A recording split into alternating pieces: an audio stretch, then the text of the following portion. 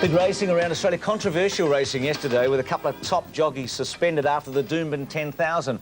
Keith Hilly, I thought, without taking anything away from Flitter, Bint Masquet's run was absolutely outstanding for a three-year-old filly. Well, it was indeed, Bruce, from the wide barrier, but the ride was not according to the stewards because Glenn Boss, who rode Bint Masquet, has been rubbed out for 2 months, and after the race, Jim Cassidy, who won it on Flitter, warned that there would be death on the track if jockeys continued to ride as they did yesterday. Well, Wayne Wilson, we talked to Max Presley and Keith Hilly at length about the Golden Slipper and the problems they had in Sydney with that race. And again, you copped a big race interference that really spoiled what was in many ways an outstanding Doomben 10,000. Yes, I spoke with the chairman of stewards this morning. He said at least 12 horses were interfered with in the Doomben 10,000 yesterday. I don't say it cost them their chances. It probably cost 3 or 4 a real winning chance of winning the Doomben 10,000.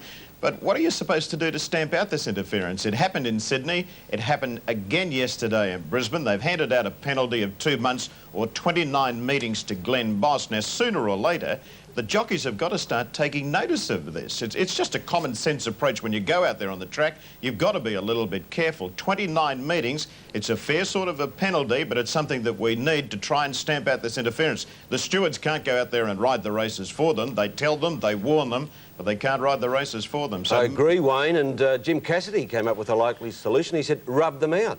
Don't let them ride. Don't let the offenders ride. Look, Take their licence away. I think there's another thing here. Why not reduce the number of starters? I know we're running for $400,000, but Doomben's a tight track. Rose Hill's a tight track.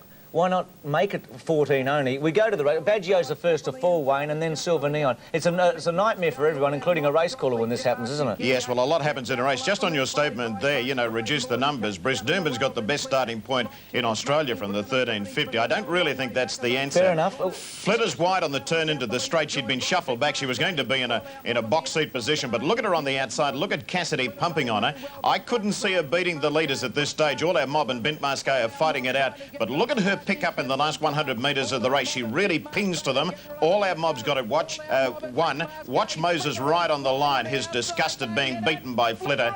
He thought he had the race won, but Flitter grabbed all our mob right on the line. And as you mentioned, Keith, a great performance by Bint Masquet. Look out for her in the Stradbroke handicap. Here's the fall coming up now. The crush is coming across from the leaders from the outside. Trouble went back to Silver Neon. He hit the heels. He was the first to go. And watch Baggio. He hits the heels of another horse. They were unrelated, the two incidents, to one another, that is, but as a indirect result of the interference caused by Bint Masquet in the early stages of the race. Grant Cooksley, Bill Goodwin, are they okay, Wayne? Yes, they're both okay. Grant took a little bit of a skid along the turf, but he rode later in the afternoon, and Bill got a little cut across the bridge of the nose, lost a little bit of blood, but no real damage there. So they're both okay.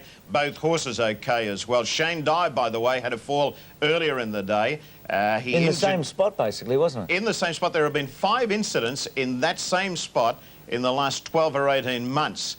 Now, I was talking to the chairman of stewards about that this morning. He said you can't relate them. 2 of the incidents through horses being a little bit green, 3 of them for interference, and they are going to look into the interference in those three incidents and see if they can come up with anything that's common in the 3. What's Dye's situation? He's got some big rides tomorrow at the Gold Coast. Yes, I spoke to him this morning. We thought he might have an injury to his hip. That's okay. He's got a sored neck.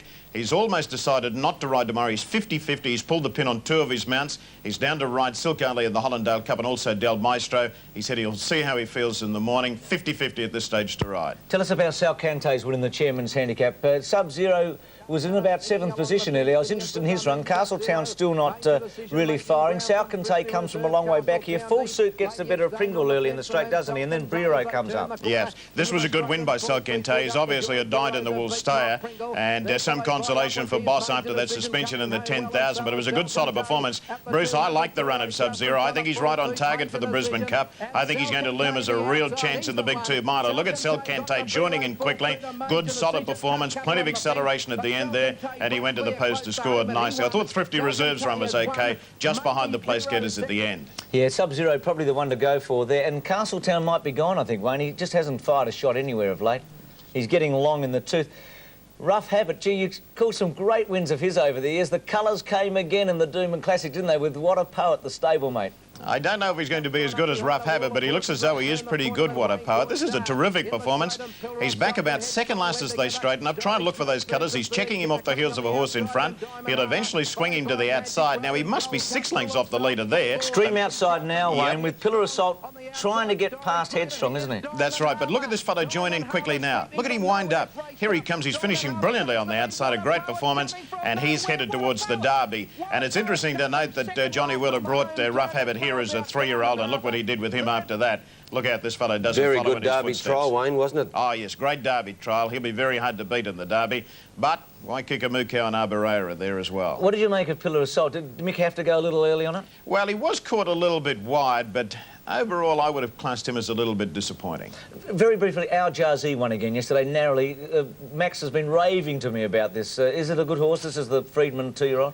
Bruce, people were disappointed with his performance yesterday, but I'm still saying it was a top-class performance because he had to overcome a wide alley. He travelled wide. It was his first run for a little while up here. I think the horse is going to improve. And to tell you the truth, I think ridden a little quiet, over a little bit more distance, you'll see a totally different horse. Well, let's go to Morphettville. The big race there was the Goodwood Handicap, a huge surprise, Ambala getting up to win. Inside the 600, rounding the turn, Street Ruffian the leader. Pitcairn Editions in the middle, and 3 deep was Blue Boss from Starshot, the Western Australian.